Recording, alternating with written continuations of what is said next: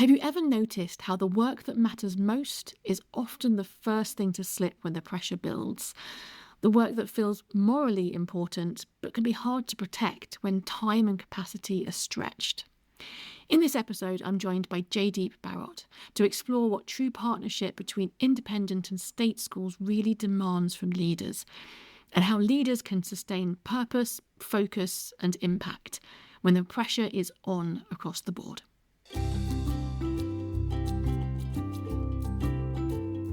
Welcome to the Independent School Podcast with me, Juliet Corbett. I'm a trusted advisor, executive coach and strategist, working with accomplished leaders who are navigating complex challenges, the kind that can feel like a tangled ball of string, confusing, frustrating, and hard to unpick. In this new series, I bring you real-world conversations with principals, heads, and CEOs of independent and international schools. Together, we explore problem-solving in uncertainty, staying strategic amidst the daily bustle of leadership, and building high-performing teams. Today, I'm joined by Jaideep Barot, head of Bristol Grammar School since 2018. Jaideep combines academic rigour, sector leadership, and a lived commitment to widening access to education.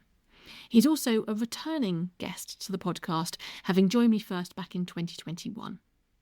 A former deputy head at Marlborough College, with earlier leadership roles at Westminster School and the Godolphin and Latimer School, his perspective is shaped by senior leadership experience and by his own journey as a beneficiary of financial assistance at school.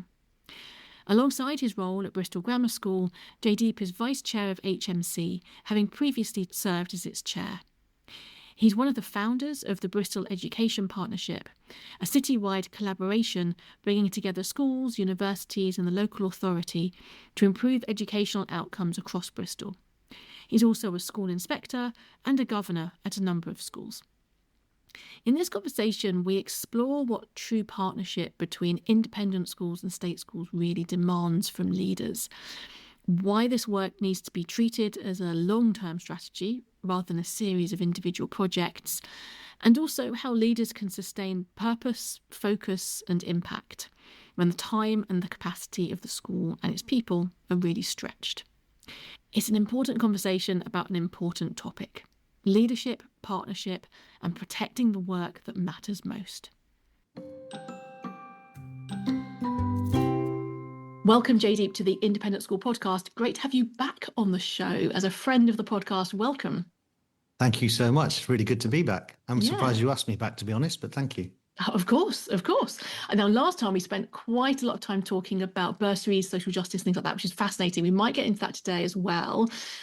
Before we do, I'd love for you to give us a little bit of a reminder for why you do this job. What is it about education that really has committed you to this career?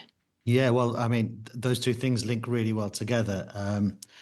I think you may remember from last time that I myself was a bursary boy at a strong independent school, and I directly trace back any good fortune I've had in my life to that opportunity that I was given that I might not have been given otherwise. And I truly believe, as do so many of our colleagues in the sector, that education is the great opportunity, is the great leveller. And so what gets me out of bed in the morning, even 7 or 8 years into this job, is making sure that we provide the best opportunities we can, but that they're not just for the fortunate few. And yeah, that's the reason why I still do what I do, and I'm still passionate about it. Yeah, it's the impact of the education and the accessibility combined, isn't Absolutely. it? That feels really important there. And that linked as well into bursaries last time. I'm seeing more and more with everything that's going on in the sector and across the country. And I'm seeing more and more the value of true partnership work between state and independent schools now in providing a greater reach. You know, the degree of reach or the degree of impact may be different between the two things, bursaries and partnerships. They both have to be part of a strategy, I think, that works hand in hand to try to improve the life chances of every child in the country. So that's why that's where I started from. But that journey is sort of blossoming into a wider thing around seeing how we can improve the reach of what we're doing. Yeah. That word true in true partnerships really important, isn't it? It's no longer what we used to call outreach. It is that Yeah. genuine peer-to-peer partnering together with other schools and other organizations. I guess there's always that feeling of we are we're working with other humans, we're working in a complex system, it's not always straightforward. Do you have a way that you found works to make sure it is a true partnership that you're forming? That's the million dollar question, isn't I've it? gone And we've straight to got the lots of main question. no, that's fine. We've got lots of organisations trying to do that better. If you look at the Schools Partnership Alliance, that's doing some really good work in this area. I know you've got people like Impact Ed and others, Christina Astin, trying to do work to measure the impact of partnerships. Because I think in terms of developing a true partnership, you have to start with a blank sheet of paper with the people who you're going to partner with and say, what is the need? And not is what is the need for your school and your pupils alone, but what is our need? And how can this partnership between us try to scratch both of those itches, fulfill both of those needs? And I think that's really tricky. So I'm being asked to talk at a conference soon about true partnership and how you sustain it. And in talking with my state school partner who's going to present it with me, we realised that actually we've done pretty well, but there's so much more we could be doing if we'd started further back. So you've asked me the million dollar question. Do I have any magical answers? Probably not, but it is to really start from the beginning. And your favorite word, Juliet, strategy, to Yeah. really start from the beginning, think what is it we want to do and what can we measure from it?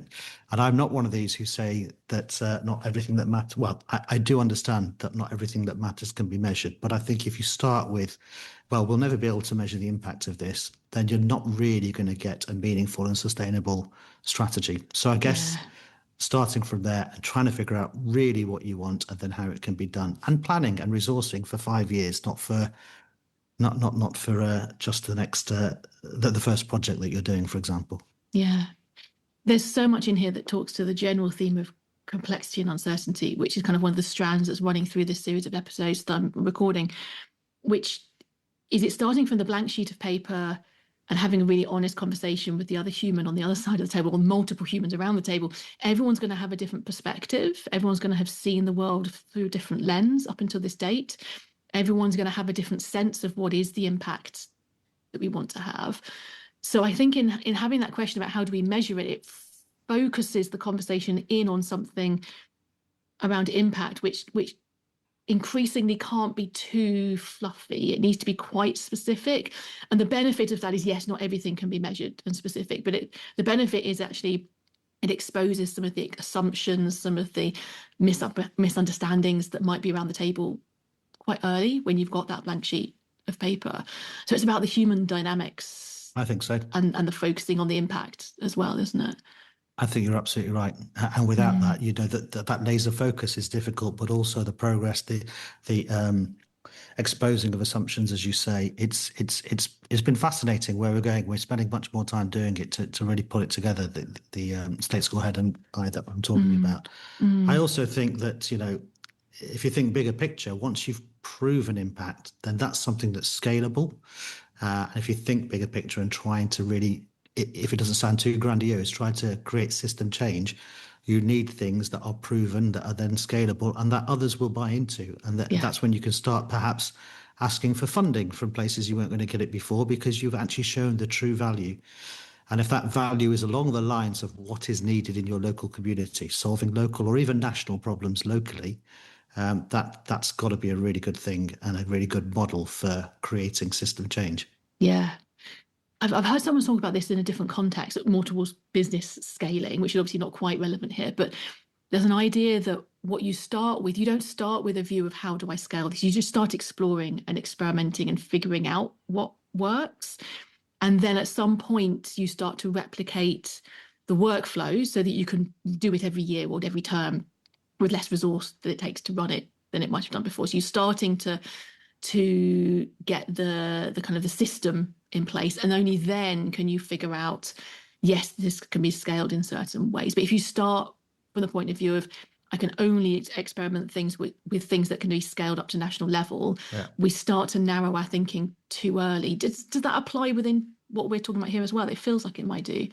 I think so, totally. I think that, yeah, if you're starting, have an eye to the big picture always, but with this particular stuff we're talking about, if you're starting with how can I solve the nation's problems, you're probably not really going to help locally as much as you want to. And Yeah. if you can't make the changes that are required locally, make the difference that's required locally, then you're not going to get any of the impacts that you're looking to measure. And if you don't get the impacts, then not only you're not doing your job, but you're not going to scale it. So Yeah. I think I see exactly the point that you're making there. Yeah. It's interesting though. So, if you forgive me for mentioning HMC. I'm still HMC vice chair, so it's not a plug, but HMC have done a really good partnership with Springboard, and I know you've had Ali Henderson on here Yeah. before, in terms of the hubs model that is solving a national problem at a local level. So, just because you're starting locally, it doesn't mean that you can't, as we've been saying, this is something that you prove at a local level, you test it, you prove it, and then you expand it. And that partnership is really, it's still small numbers nationally, but it's growing really well in terms of the way in which looked after and vulnerable children are entering our sector more and more. And HMC currently has something called the Moonshot, which is again solving national problems, but trying to do so through local hubs in partnership with a couple of multi-academy trusts around reading, around enrichment opportunities, and around future pathways. 3 separate things that we know every state school and every independent school thinks are really, really important for children to have. If we start those locally, so how that looks in Newcastle or how that looks in Birmingham or Bristol or Manchester may be very different or only slightly different, who knows? But if you try to impose one national view of how it should be done from the beginning, it's going to fall apart because it's not going to solve the problems it needs, right? Yeah, absolutely. Absolutely. A lot of this comes into complexity theory as well. What I love about what I do in this work that I do is to hear what people are talking about within one sector, but then be able to layer onto it what I'm reading about in other sectors, I find fascinating. So a lot of the thinking around in complexity theory is understanding that you need to be able to see the systems at multiple levels, but understand you're never going to see the whole system. And so it's understanding what can I change and what can I experiment with at a local level, whether that's locally within a partnership or locally within a department within a school, even to take it even smaller scale. And it's finding out what works by using the information that you have at that scale, but always knowing that unintended consequences from other parts of the system are going to potentially impact on that. So you're kind of automatically needing to have an eye to multiple scales at the same time. Yeah, absolutely. I think the other thing that I find really interesting is sometimes it's tricky to talk about. So I understand if at this point you want to say, no, I'm not going to answer that question, Juliet. But the honest truth is that as much as everyone in the sector that I've ever come across has been morally in favour of bursaries and partnerships work, there are a lot of people in both the state sector and the independent sector who are overloaded with work. And so it becomes a lower and lower priority for them in their day-to-day work. Have you found ways to make the whole school community really understand the importance of this and understand why it's worth giving time to, rather than just giving it a bit of lip service and then saying, actually, I need to do everything else that's on my plate first? Yeah. No, that's a really good question. And so it comes back to the strategy from when I started here and the ticket I was elected on, and then it comes down to resource allocation, doesn't it? Yeah. And it comes down to winning hearts and minds. So look, I think the governors, when they employed me here, it feels like forever ago, 7.5 years ago, they liked the idea. You told me, you asked me what gets me up in the morning still doing this job, and I told you, and it's the same answer as 7.5 years ago, and it will be the same answer in 10 years time. And they like that, and I think that's part of the reason that I was employed here. And because of that, then the whole focus of my first year, as you look around, you start to build the strategy, you're talking to people, you're testing it out, you've got all the different stakeholders, was testing that out and also leaking a little bit. This is where I think we should be going till we come to a sort of collaborative strategy at the end of the first year where we go, this is what we want to get behind. That whole process, as you know, if you're doing it well, you're collaborating, you're contributing, you're letting everybody contribute, it's going backwards and forwards, and you're reflecting. Your strategy at the end is a reflection rather than a top-down, right, here's what we're doing. And it's not really something that's hard to get behind, is it? The idea of fairness and education and making sure that life chances are improved for everybody. And, we work in the independent sector, and lots of us carry a little bit of guilt for having, decent salaries, small class sizes, nice children, and all that kind of stuff. So that while we want the right things, are we making much of a difference? So that's another thing that really helps when you're talking about this kind of work around bursaries and partnerships, is it people think, I'm working at a place that really believes in this. But then you need the structures in place. So you appoint the right deputy heads to lead this work. We got a development director, and it took 1 or 2 years to find exactly the right development director. We've got an outstanding one who's raising lots of funds. But funding is just part of it. You need everybody to buy in, so the care of these pupils coming in is the best it can possibly be, so they're thriving, not just surviving here. You've got to change your marketing and your admissions around to try to make sure that so it sort of permeates everything that you're doing. And whenever we talk about strategy, or whenever we start a term, we always take the opportunity to remind people what we're doing and why we're doing it and what we're really here for, and updating them on how that mission is going and how those aims are going. So yeah, we're 7 years in now. We're redoing strategy because it has been 6 or 7 years. But even within redoing strategy, that central mission will never change, and we've really elevated it. Providing an exceptional and rounded education, regardless of background and financial means, right on the front of the packet. And in our aims, it's right on the front of the packet as well, that this is what we're doing. So while we will look at strategy again, and the external conditions, the external market is so very different now to what it was 7 or 8 years ago, some things will never change. And that's because it's now sort of written in our DNA. If I mix my metaphors, so sort of like it's written through the stick of rock, isn't it? And I think that's where we are. Yeah.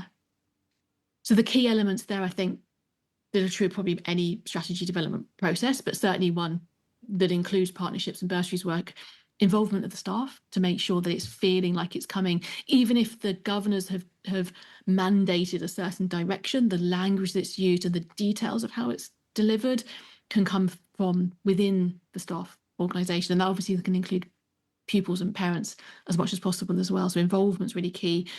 There's something about the power of the message and the using emotive language, getting the passion across, which isn't hard when it's bursaries and partnerships, might be harder when it's something a little bit less naturally emotive when it comes to strategy. And then it's the clarity and the repeated communication that you mentioned. It's kind of, you're constantly talking about it. It's something which is so embedded through the stick of rock that at any moment, there's going to be a mention of this in whether it's the prize giving speech at the end of the year or the tour to prospective pupils and parents. It's something that's just inbuilt into everything. So there are key elements, I think, that are really important here. Yeah. And if I can just endorse that final one as well, because this is something we do automatically, the sort of the clarity and the repeating of the message. And everybody knows this is what BGS is about in the local area, even more nationally, but certainly within the school. But it's easy with this because it is what we're passionate about and everybody's bought into it. There are other things where we've made changes. And I can think of a curriculum change about 5 years ago that was a no-brainer, an absolute no-brainer. We put the story out to the school, to the parents, to the pupils. And so we're going to make this change. We thought it was going to be a horrible change that lots of people would argue against. We had one person questioning whether we made the right thing or not, and it was fine. Yeah. Did it, fine, existed for 2 or 3 years. Second, third year, we had people questioning whether they were going to stay at the school, people questioning whether they were going to come to the school because of this curriculum change, which put us out of kilter with other schools, but we hadn't bothered re-explaining it. So that clarity of explanation is good, but also the repetition. And they say the secrets of good leadership are communication. I mean, we learnt that almost the hard way. We didn't in the end, and we're lucky. We now know to go back to it every couple of years and explain to everyone why we do things differently, because if you don't, then that message gets lost, doesn't it? So I think that's very important. Really good lesson, absolutely. And there's something about education that one of my kind of managers told me really early on, which is the population of I was at a Cambridge college then, but the population of a college or a school changes on a regular basis.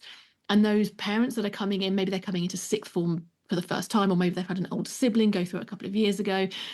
you've got to continually re-embed the culture and the messaging each time.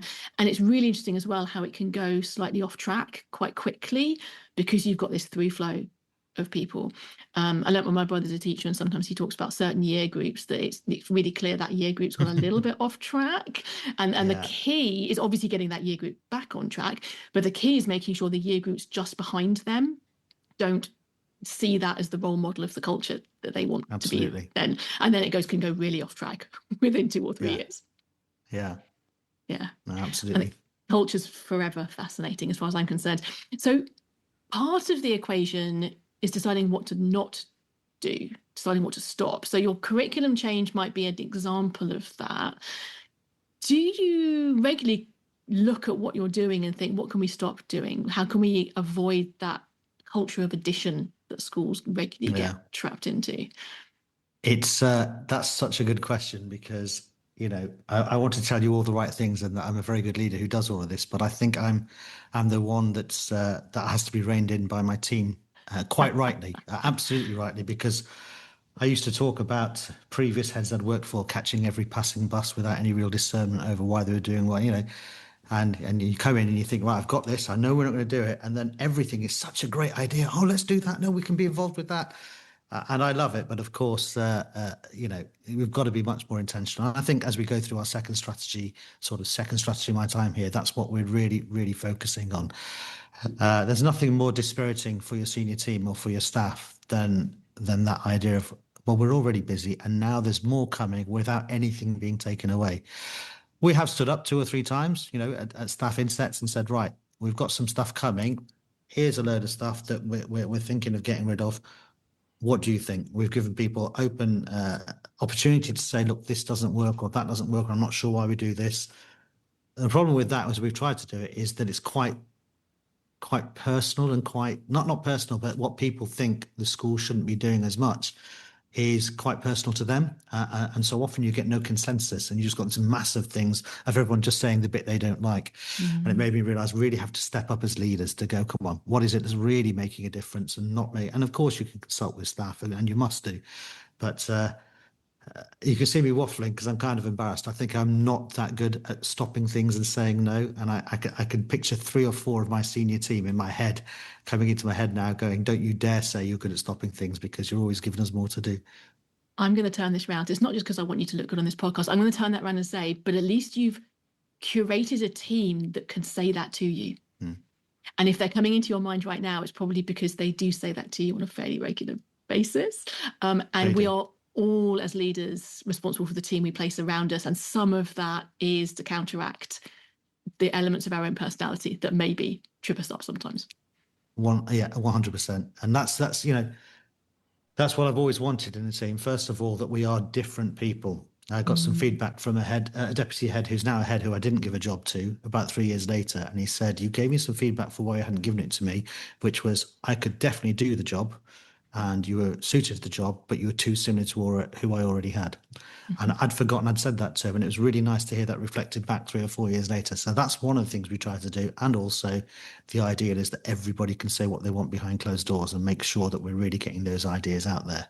It helped with me, obviously, Juliet, that I went off to be HMC chair for a year. So we kind of had been creating capacity and creating not just capacity, but capability within the team for a number of years with that over the horizon. And they were phenomenal when I was leading HMC last year. I didn't really have to think about the running of the school at all. So we're very lucky to have that. But you're right, it is important that the team can speak up, but also can fill in the gaps for where I might not be so strong, which is in plenty of places. Which actually, I talked to some heads confidentially share with me that they find it hard to leave the school behind and that they need to be out and about more, and more that we frame headship as actually it's a CEO outward facing role. More important that becomes. But what you've just said there is a great example of if you create a structure in which you need to be out more, actually it's then an imperative that you're both allowing and assisting the senior team to really step up and to take on the role to their full capability.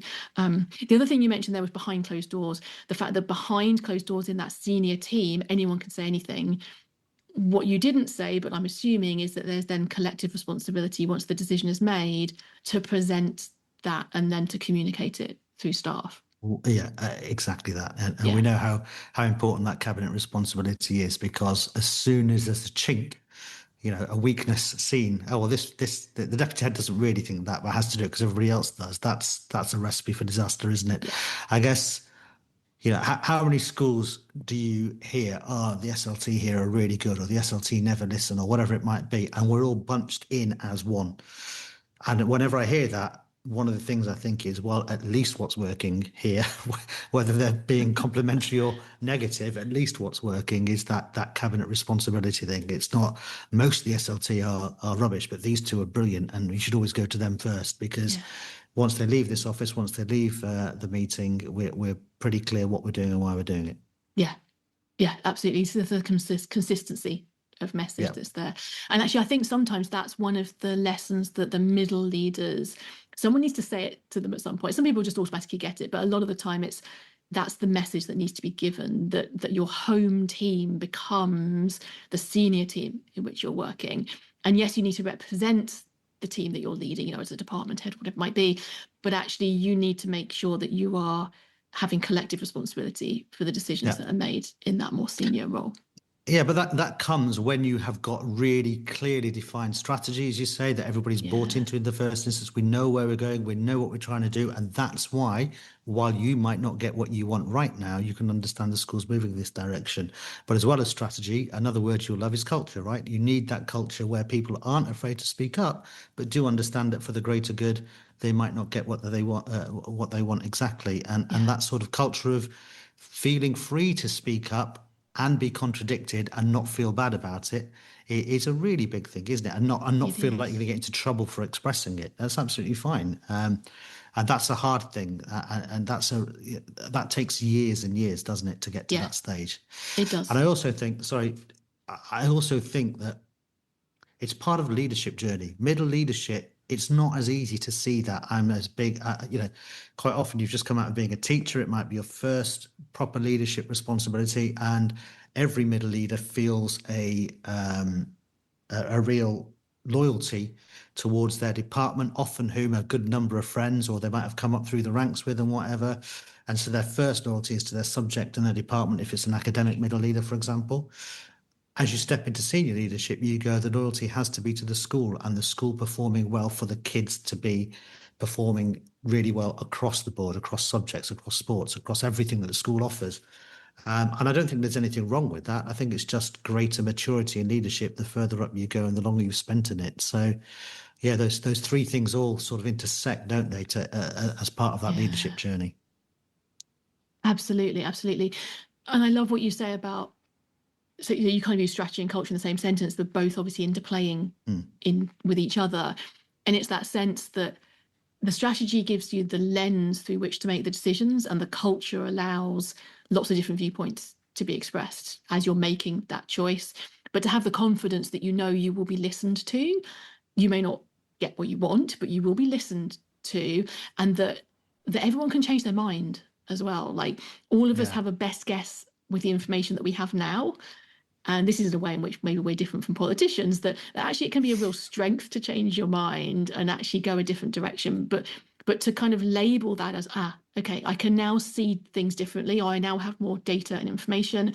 We've learnt something along the way. Because of that, actually, we need to pivot here slightly. And I think as leaders, to be able to role model that is an inherent part of a great culture, and it's an inherent part of delivering a strategy, is to be constantly agile and able to shift and change, because you're learning as you go. Yeah, absolutely. Yeah. Are you making any changes to how you do strategy the second time round to make it a bit more agile?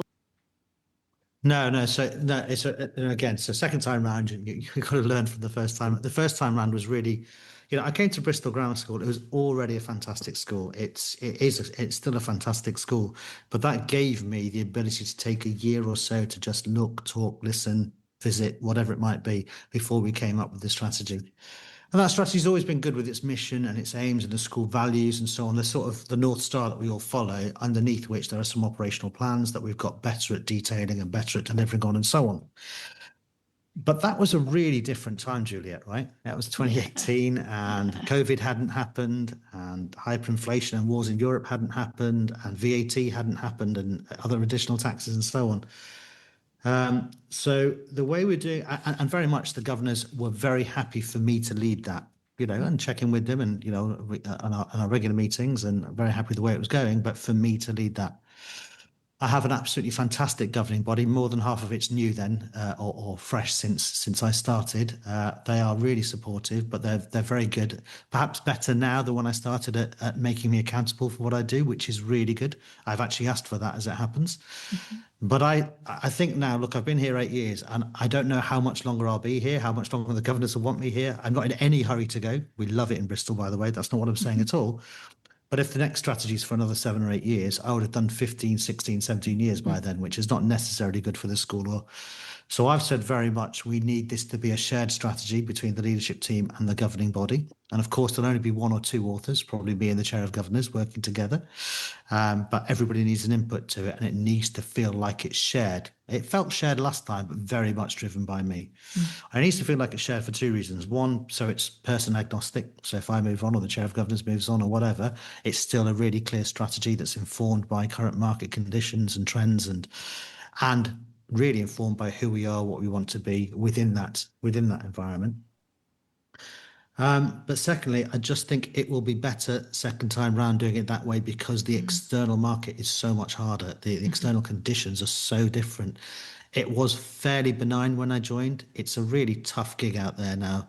And what I lament the most about being ahead, and I saw this as chair of HMC and I still see it as vice chair, is the number of my colleagues who just don't enjoy work anymore.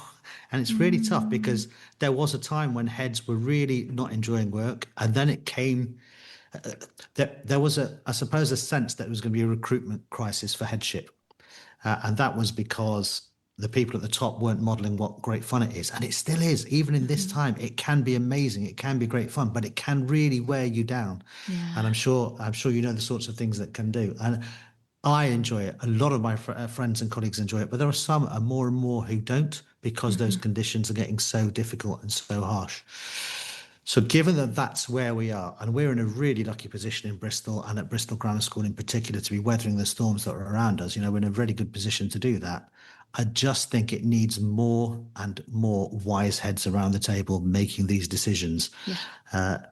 The governors have great faith in me, and actually taking on this external role for a couple of years has increased that faith because of the sector-wide sort of viewpoint you get. But it's too important for only one or two people to be doing this. So we're doing it a different way around this time. Yeah. I think that's really interesting because it serves at least two, possibly more than two purposes. One would be in a more complex, more challenging environment, we need multiple owners of the strategy. We've always had multiple inputs, but we now need people who are really actively involved in the final decisions around what that strategy includes. So it makes sense to have more shared ownership there. It also serves the point that the polite version is headship can feel isolated. The real feeling is lonely. It can feel really lonely. And the heads that I speak to who are the most happy are the ones who have got a really good, robust, but good relationship with their chair, who have got maybe a coach or an advisor who they can bounce ideas off, and who've got a really good senior team where they can appropriately share some of that burden. And so the loneliness reduces and the isolation reduces. So actually what you've described is a solution that, yes, solves for being person agnostic and going forwards, but actually it really serves that purpose of getting more really senior viewpoints into the actual strategy that you're using and reducing the isolation of the head role as well. Yeah, I hadn't actually thought of it that way, Juliet, but I think you're absolutely right. I'm very lucky to have those three ingredients you just talked about. Really lucky to have that here. And I'd add a fourth that not everybody has, but if you have it, is that companionship of other heads. Yes. Because it is, it's obviously very important, and it's difficult because as the market changes, those friendships that have built up will be tested by fighting for the same pupils and whatever it might be. But putting time and effort into those friendships, especially when times are good, is always a good thing to have done. Absolutely. And from a coach point of view, it's about putting the boundaries in place in those friendships to make sure you can have a genuine friendship, and there can be some agreed boundaries around, when you can ask for help and actually what it needs to be done. And some of that obviously would be dictated by confidentiality, but it's much more complex than just that. Yeah. Totally. So Jaideep, as we wrap up our conversation here today, thinking about that recruitment process of people wanting to step up into headship, what advice would you give someone who's contemplating moving up into headship at the moment? Well, I would start by saying it really is one of the biggest privileges that life can give you. I mean, can you imagine somebody saying, I'm going to give you something here, and there's going to be 1,400 children and all their families involved, and you've got an opportunity to make a real difference in their lives and thereby make a real difference to your community and the world around you. So it really still is the most amazing privilege, and it is most of the time enormous fun. It's like everything else in life. You'll get out of it what you put into it, and your viewpoint as you go into it will really determine how it comes about. But in terms of advice for people who are thinking of stepping up, just get as much experience as you can. Just shadow your head, ask to shadow other heads, get out. The biggest one, people hear it all the time and just never make time to do it. Just get out to other schools. Go and see what other people do. Listen to lots of people. You'll learn just as much from the brilliant heads you listen to as you will from the ones you just don't want to replicate because you think they're terrible at what they do. But just getting exposure, getting out there, finding out much more what it's about, it has got to be a really good place to start. And hopefully that's the sort of thing that excites you going forward. Yeah, fantastic. We need more great heads. We need more great heads. It's a really wonderful job to be doing. Challenging, but a really wonderful job to be doing. Thank you, Jaideep, for your time here today. It's been fantastic to hear your thoughts and developments at the school and the wider sector. Thank you. Thank you so much. It's been a real pleasure, Juliet. Thank you for listening to the Independent School podcast. If you found today's conversation valuable, I invite you to join my email list and hear more of my fresh thinking on leading strategically through complexity and uncertainty. Visit www.consultjuliet.co.uk/sign up. Remember, the biggest challenges you face are rarely solved by working harder. They're solved by thinking differently, with the right trusted advisor in your corner. While I work with leaders across many sectors, my heart and more than 2 decades of experience remain deeply rooted in education. If you're ready to turn complexity into progress, sharpen your focus, and lead a happier, higher performing team, I'd love to start a conversation about how we could work together. Just reach out anytime. And don't forget, the clearest insights often appear when you gift yourself a moment to slow down and let your best thinking surface.